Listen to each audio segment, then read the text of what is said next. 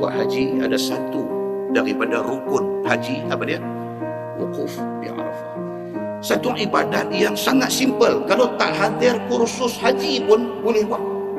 Dia tak macam tawaf, dia tak macam sa'i. The most critical part di dalam ibadat haji apa dia? Tawaf. Paling critical. Pasal apa kata critical? Pasal dia ikat kita dengan macam-macam cara.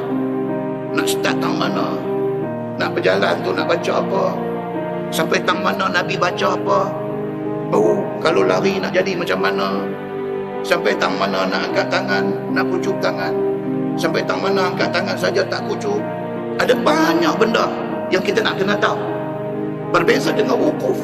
Wukuf ni nak belajar apa? Tak ada nak belajar apa, pergi duduk saja.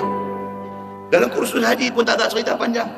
Tak apa kata tuan-tuan wukuf ni kena duduk atas cushion ke, kena duduk atas cari rumput, duduk tak ada rumput, tak boleh, tak ada. Orang yang bagi kursus haji pun bila main cerita tentang wukuf, dia speed 100 meter, 100 km sejam, zup, habis selesai buat wukuf ni. Pasal bagi dia tidak susah.